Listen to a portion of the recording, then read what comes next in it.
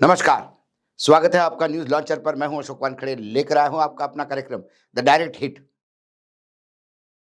केरल के वायनाड से उपचुनाव में प्रियंका गांधी चुनाव जीतकर लोकसभा में आ गई। लोकसभा में आते से ही पहले ही सेशन में प्रियंका जी ने जिस हिसाब से बोलना शुरू कर दिया और जो आक्रामक तेवर उन्होंने अपनाए, यकीनन कांग्रेस को एक बहुत बड़ा वक्ता, बहुत अच्छा वक्ता, जिसके तर्कों का काट सत्ता पक्ष के पास नहीं, वो मिला। या हम ये कह सकते हैं कि प्रियंका जी के आने से सत्ता पक्ष हिट होता हुआ दिखाई दे रहा था। लेकिन यदि कोई उनको सूट ना हो, सत्ता पक्ष को, खासकर वर्तमान में जो केंद्र में नेतृत्व है उनको, तो वो हाथ पे हाथ धरे बैठे तो नहीं रहते। वो चला गया समय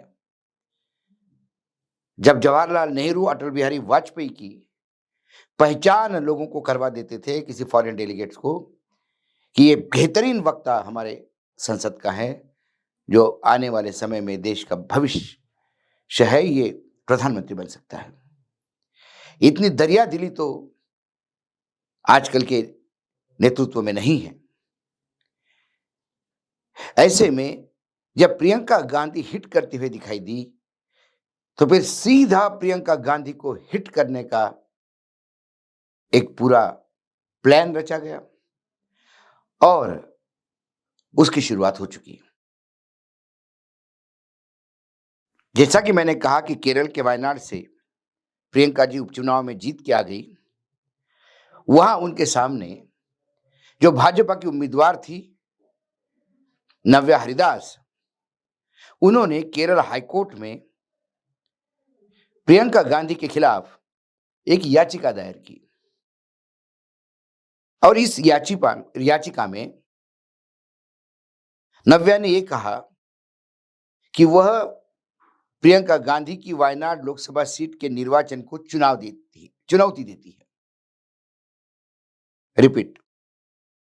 और इस याचिका में नव्या जी ने कहा कि प्रियंका गांधी की वायनाड लोकसभा से निर्वाचन को वो चुनौती देती है। याचिका में नव्या जी ने दावा किया कि उपचुनाव के दौरान नामांकन पत्र भरते समय प्रियंका गांधी ने खुद की और अपने परिवार की संपत्ति की सही जानकारी का उल्लेख नहीं किया और आरोप है कि प्रियंका गांधी ने चुनावी पत्र में गलत आंकड़े बताए हैं। यह आदर्श आचार संहिता का उल्लंघन है। उन्होंने इसे भ्रष्ट आचरण करार देते हुए केरल हाईकोर्ट में याचिका दायर कर एक कोर्ट से दरखास्त की कि प्रियंका गांधी जी की सदस्यता रद्द की जाए। 13 नवंबर को जो वायनाड में उपचुनाव हुए, क्योंकि महाराष्ट्र और झारखंड, इन दोनों राज्यों में 13 नवंबर और 20 नवंबर ये 2 चरणों में चुनाव हुए और कई उपचुनाव भी थे उसमें ये जो सीट थी वायनाड की, यहाँ के सांसद राहुल गांधी थे। राहुल गांधी ने दोनों जगह से चुनाव लड़ा था, उत्तर प्रदेश से और केरल से, दोनों जगह वो जीत गए। तो एक सीट उन्हें खाली करनी पड़ी, तो उन्होंने वायनाड की सीट खाली की और जब ये सीट छोड़ी तब उन्होंने इन लोगों से दावा किया था कि ये परिवार उनसे हमेशा जुड़ा रहेगा और फिर उपचुनाव में प्रियंका गांधी को उतारा। प्रियंका गांधी के सामने कम्युनिस्ट पार्टी के सत्यन मोकरी थे और उसके साथ बीजेपी की नव्या जी। प्रियंका गांधी चुनाव जीत गई। दूसरे नंबर पे सत्यन मोकरी थे और नव्या की बात करें तो नव्या प्रियंका गांधी से 5,12,399 मतों से हार गई। अब ये चुनाव के नतीजे आए बहुत दिन हो गए।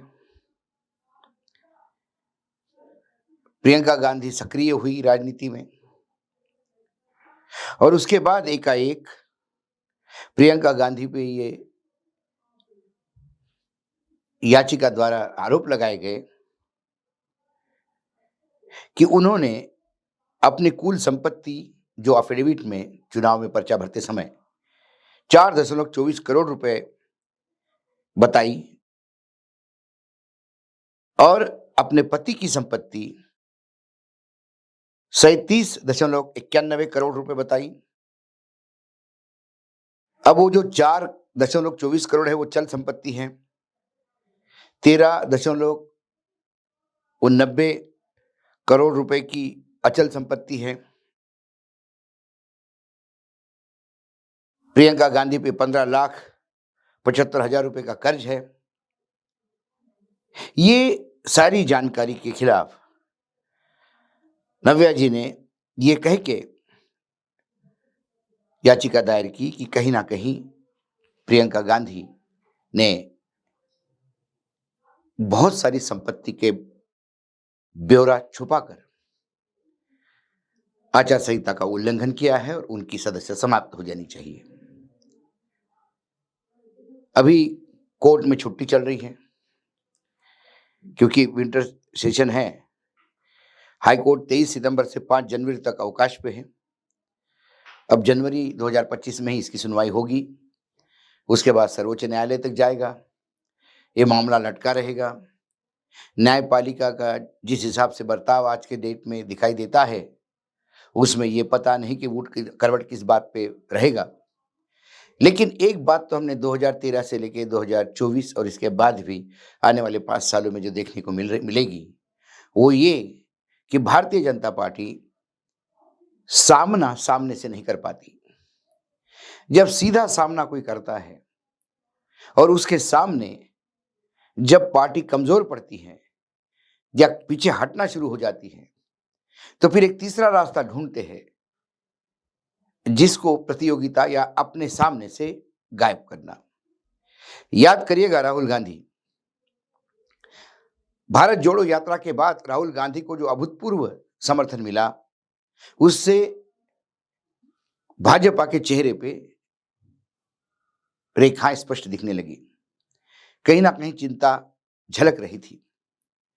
उसके बाद राहुल गांधी आए हाउस में और जिन्हें पूरे भाजपा ने और कांग्रेस के कई नेताओं ने पप्पू करार देने में कोई कसर नहीं छोड़ी थी। वो पप्पू जब अडानी के मसले को लेकर बुरी तरह से सत्ता पक्ष पर टूट पड़ा और एक आंदोलन खड़ा किया, उससे अब सत्ता पक्ष को ये समझ में आ गया कि ये जो पप्पू है ये अब बाप बन चुका है और ये तकलीफ वाला मामला है। एकाएक गुजरात में एक पुराना केस पड़ा हुआ था। राहुल गांधी ने कर्नाटक के चुनाव में कहीं मोदी को लेके कुछ, मोदी नाम को लेके कुछ कहा था, तो एक बीजेपी के कार्यकर्ता, नेता, बाद में शायद विधायक भी बने, वो बहुत आहत हुए थे क्योंकि उनको लगा कि जो मोदी को बोला वो मैं ही हूं। वैसा देखा जाए तो मोदी तो मारवाड़ियों में भी होते हैं। मोदी स्वयं अपने तेली समाज से आते हैं, प्रधानमंत्री जी। मोदी मुसलमान भी होते हैं, सैयद मोदी। तो राहुल गांधी ने हमें ही कहा और पूरे मोदी समाज का अपमान हुआ, इसलिए उन्होंने एक लोकल के कोर्ट में केस डाल दी थी और उसके बाद स्वयं ही हाई कोर्ट जाके उस कोर्ट को लंबित रखा था। जैसे ही उनके बलन का जज आ गया और जैसे ही उन्हें समझ में आ गया और ऊपर से इंडिकेशन हो गया कि राहुल को अब निपटाना है, तो तुरंत वो केस फिर से जिंदा हुआ। राहुल गांधी पे उस पे सजा हुई, 2 साल की सजा हुई मैक्सिमम। जिस धारा में देश, मतलब ये जब से धारा ईजाद हुई है तब से लेके आज तक शायद 2 लोगों को ये सजा हुई हो 2 साल की, वो हुई क्योंकि 2 साल की सजा होने पे सदस्यता रद्द होती है। राहुल गांधी की सदस्यता रद्द हो गई। उधर कोर्ट का डिसीजन हो गया सजा का, इधर डिसीजन रद्द हो, माने सदस्यता रद्द हो गई। राहुल गांधी का घर खाली करवा लिया गया। युद्ध स्तर पे काम हुए और राहुल जी को दूर रखने का प्रयास किया। लेकिन फिर सर्वोच्च न्यायालय ने पूरे प्रकरण पे खत्म कर दिया और राहुल गांधी की सदस्यता बरकरार रही। उसके बाद चुनाव हुए, फिर राहुल गांधी 2 जगह से जीते, एक जगह जो हमने बोला अभी वायनाड में उन्होंने फ्री कर दी। तो जो आदमी उनको भारी पड़ता है उसको वहाँ से सीन से हटाने का प्रयास होता है। क्योंकि जब सवाल उठते हैं और कुकर्मों का पढ़ा पढ़ा जाता है, तो सरकार के पास उन कुकर्मों को ढकने के लिए कोई तर्क नहीं है। अभी भी बात यदि आप देखें, तो अम्बेडकर के बारे में जो गृह मंत्री जी ने कहा, वो सबके सामने है। लेकिन कांग्रेस ने इससे ज़्यादा अपमान किया बाबा साहेब अम्बेडकर का। मायने ये है कि कांग्रेस ने ज़्यादा अपमान किया, हमने किया तो क्या बुरा हुआ? सवाल ये नहीं है। सवाल ये है कि क्या गृह मंत्री जी ने अम्बेडकर जी के बारे में जो कुछ कहा वो सही था या गलत था? लेकिन जब ये मामला बढ़ गया और लगातार प्रियंका गांधी जितना हमलावर हो रही है, ऐसा लगता नहीं कि वो पहली बार लोकसभा में है। एक मंजी हुई लोकसभा सदस्य की तरह से और एक वक्ता की तरह से जिन तर्कों के साथ वो अपनी बात रखती है, उससे रोज कहीं ना कहीं सत्ता पक्ष जख्मी होता हुआ दिखाई देता है। इसलिए एकाएक चुनाव के नतीजे इतने दिनों के आने के बाद प्रियंका गांधी का वो एफिडेविट तो सोशल मीडिया पे मतलब वेबसाइट पे है इलेक्शन चुनाव आयोग के, कोई ऐसी छुपी हुई बात नहीं है। लेकिन वो समझने में भी बीजेपी को इतना दिन लगे कि अरे इसमें कुछ गड़बड़ हो सकती है, और फिर एक उनके खिलाफ याचिका वहां दायर हो गई। कुल मिला के ये बात बड़ी क्लियर कट है कि जहां जहां भाजपा हिट होती है, उसको तुरंत हिट करने के लिए भाजपा ये तमाम पेतरे अपनाती है, जिसमें प्रियंका गांधी के खिलाफ एक याचिका भाजपा के वहां हारे हुए उम्मीदवार नव्या द्वारा दायर की गई है। आज डायरेक्ट हिट में इतना ही। कल फिर आता हूं किसी विषय के साथ। देखते रहिएगा न्यूज लॉन्चर।